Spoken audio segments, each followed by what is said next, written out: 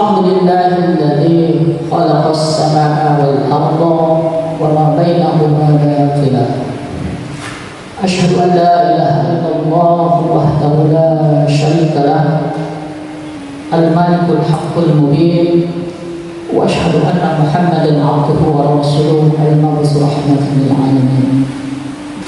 Allahumma salli wa sallim ala qadamal anbiya wal mursalin Muhammadin wa ala alihi wa sahbihi ajma'in. Amma fa ya ibadallah, ittaqullaha haqqa tuqatih wa la tamutunna illa wa antum muslimun. Wa qala Allah ta'ala fi kitabihil karim, a'udzu billahi minasy syaithanir rajim, bismillahir rahmanir rahim. Wa ma khalaqtul jinna wal insa illa liya'budun. Sidang jamaah Jumat rahimakumullah, kembali dengan tak bosan-bosannya marilah kita menyampaikan puja dan puji syukur kita kepada Allah Subhanahu wa taala atas segala limpahan nikmat yang tentu kita tidak akan mampu untuk menghitung nikmat Allah. Salah satu contoh kecil saja yaitu nikmat penglihatan atau nikmat oksigen. Sejak kita lahir hingga kini sudah berapa banyak kita hirup oksigen di dalam diri kita yang kita dapatkan itu secara cuma-cuma gratis dan memiliki begitu kompleksnya rincian daripada oksigen tersebut yang tentu tidak terhitung. Namun ketika oksigen itu eksploitasi oleh otak manusia, dipindahkan ke dalam sebuah tabung yang mungkin jumlah isi daripada oksigen tersebut tidaklah sebanding dengan oksigen yang kita hirup gratis. Tapi ketika sudah dipindahkan dalam sebuah tabung, kita bisa bayangkan, gambarkan bagaimana keadaan kita dapatkan dengan tidak gratis lagi, tentunya akan kita mengeluarkan banyak biaya. Kita bayangkan keadaan saudara-saudara kita yang butuhkan. Alhamdulillah kita masih dapat menghirup oksigen tersebut secara cuma-cuma. Tentunya Allah itu tidak meminta kita untuk membayar semua nikmat-nikmatnya atau menghitung nikmatnya, karena jelas Allah berfirman, "Wa in ta'uddu nikmatallahi la tuhsuha." Jika kalian menghitung nikmatku, niscaya kalian tidak akan mampu. Allah tidak memintanya. Allah hanya meminta hambanya itu untuk senantiasa bersyukur. Jadi Allah hanya minta bersyukur saja, tidak minta untuk dibayar. Dan Allah berjanji kalau kita betul-betul bersyukur, maka Allah akan tambah nikmat yang tersebut. In syakartum la azidannakum wa la in kafartum inna azabi lasyadid. Jikalau kalian bersyukur terhadap nikmat, kata Allah, akan aku tambah sebaliknya. Jika kalian mengkufuri nikmatku, kata Allah, maka azabku teramat pedih. Mudah-mudahan kita di sini termasuk hamba-hamba yang sedikit, karena Allah berfirman, yang sedikit inilah hamba-hambanya yang bersyukur. Sidang jamaah Jumat rahimahumullah, selanjutnya tak lupa pula kita sampaikan salawat beriring salam ke hari baginda Nabi Muhammad SAW, para sahabat, warga dan pengikutnya hingga akhir zaman.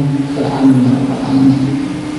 Selanjutnya khatib kembali mengingatkan dan berwasiat kepada para jamaah, marilah kita terus berupaya untuk meningkatkan kualitas iman dan takwa kita kepada Allah, karena dalam konteks kehidupan takwa ini menjadi penting.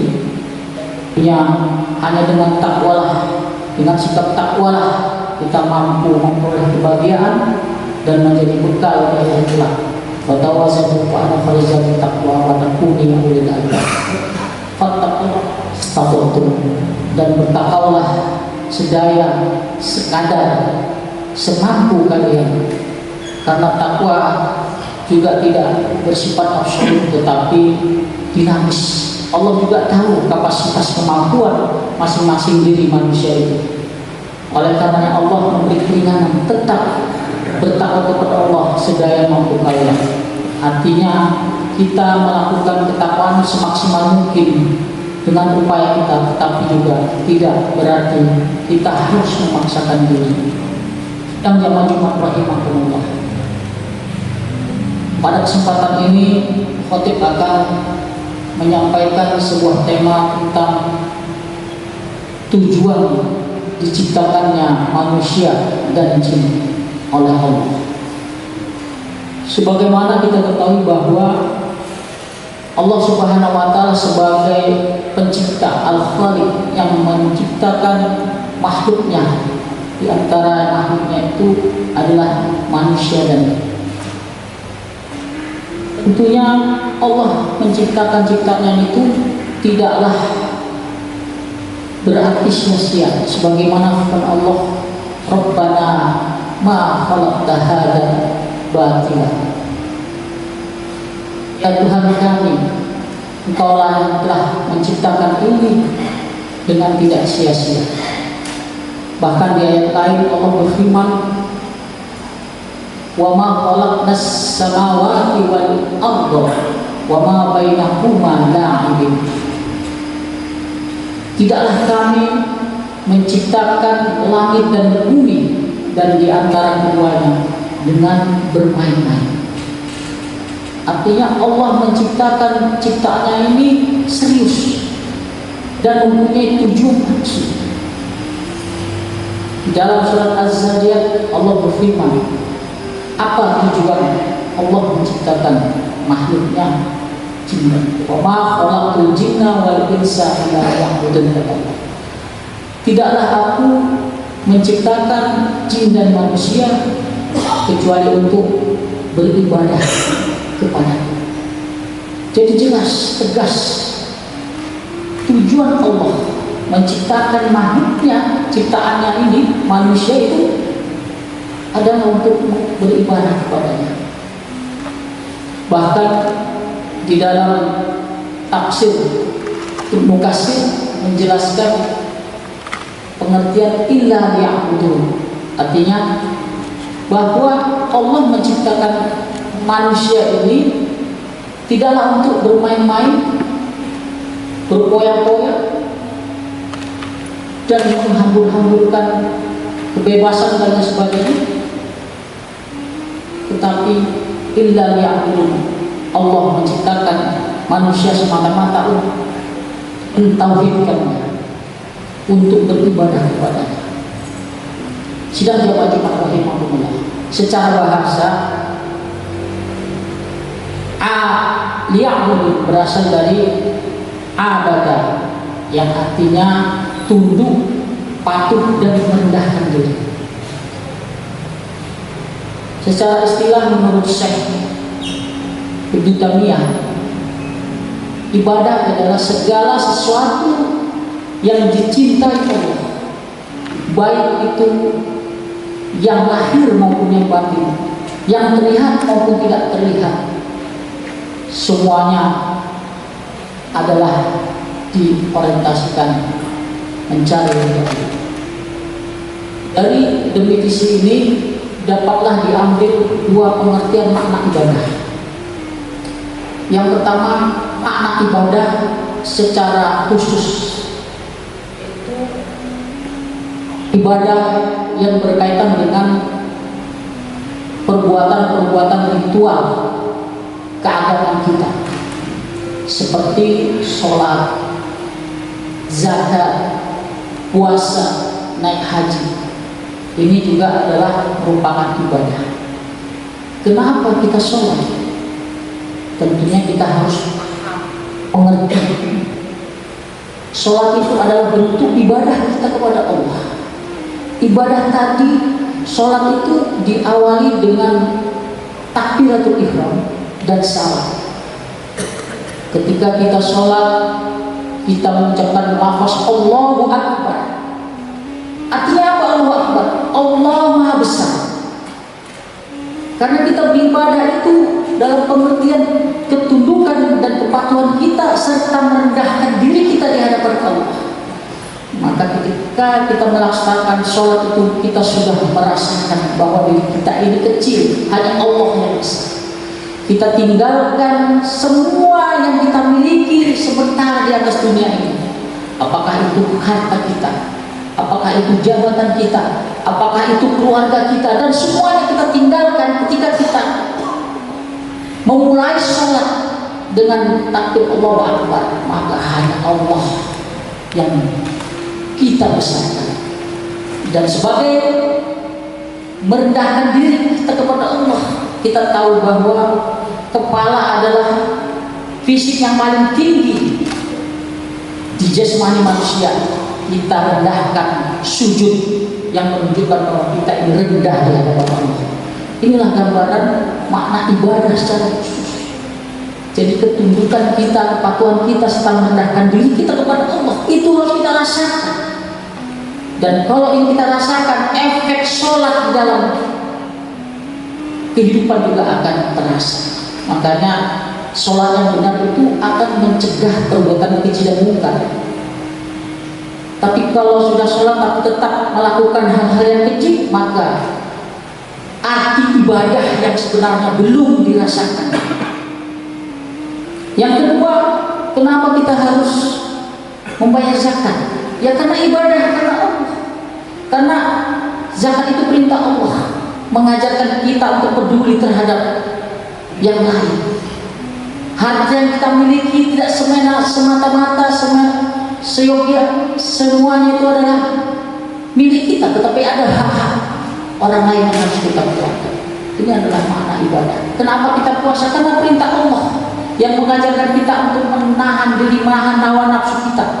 Karena nafsu kita kalau tidak dilatih dengan puasa, maka akan mengendarai kita, menguasai kita, dan akan berdampak terhadap kehidupan kita. Maka perintah Allah kita berpuasa untuk melatih hawa nafsu kita.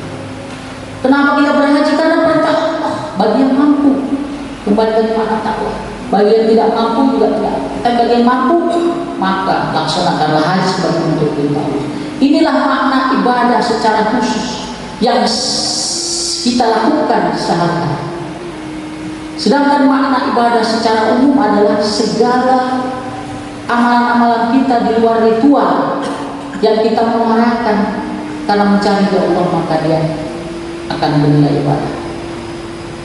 Bekerjanya kita, kenapa kita bekerja? Karena perintah Allah. Di dalam mengarungi kehidupan dunia yang sementara ini kita diperintahkan untuk bekerja. Kewajiban seorang laki-laki yang telah berumah tangga untuk menghidupi anak istrinya, maka dia wajib bekerja. Begitu juga kenapa kita kalau mahasiswa berkuliah, karena perintah untuk menuntut ilmu itu adalah ajaran Allah, perintah Allah yang akan memuliakan orang-orang yang berilmu. Begitu semua, seluruh kegiatan yang kita lakukan di luar ritual karena muara. Oleh karenanya, ketika kita mendapatkan jabatan misalnya, maka gunakanlah jabatan itu, amanah itu sebagaimana yang telah dituntut oleh Allah. Jangan semena-mena. Jangan karena ada jabatan maka dia lupa, dia manfaatkan jabatan untuk menekan dan lain sebagainya, untuk menjamin orang. Bekerja kita harus kita gunakan dengan semaksimal mungkin melayani orang. Di dalam sebuah hadis Rasul bisa sebagai contoh kecil bahwa Rasul itu adalah contoh teladan. Rasulullah bersabda, "May yassara 'ala musyrik yassarallahu fid dunya wal akhirah." Barang siapa yang mengeluarkan kesulitan orang lain, maka Allah akan memberikan kemudahan di dunia dan akhirat. Ini adalah ajaran. Itu dasar yang harus kita lakukan di dalam melaksanakan makna ibadah secara umum. Sidang jamaah rahimakumullah. Kalaulah benar-benar kita resapi benar-benar nilai ibadah itu di dalam kehidupan kita ini, maka tentunya akan berdampak terhadap kemaslahatan dalam kehidupan kita. Singkatnya, apa tujuan beribadah kepada Allah? Yang pertama adalah untuk mengabdi kepada Allah. Karena tujuan kita jelas, orientasi hidup kita jelas bahwa adalah ibadah kepada Allah. Maka dalam kehidupan kita itu jangan terjadi disorientasi tujuan. Orang yang tidak tahu tujuan hidupnya, itulah yang terjadi, akan diperdayakan dengan kehidupan dunia yang sementara ini. Itu yang pertama, untuk mengabdi kepada Allah. Yang kedua, tujuan ibadah itu adalah untuk mendekatkan diri kita kepada Allah.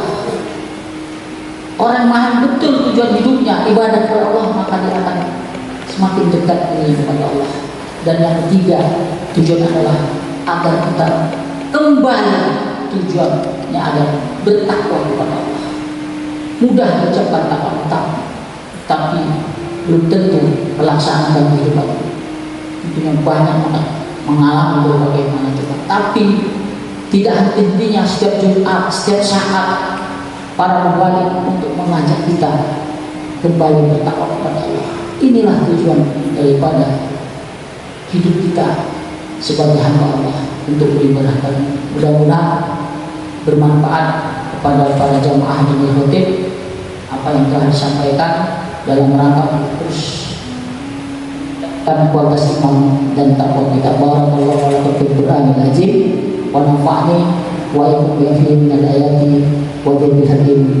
Taqabbal minna wa minkum. Tilawati wa ghafurur rahim.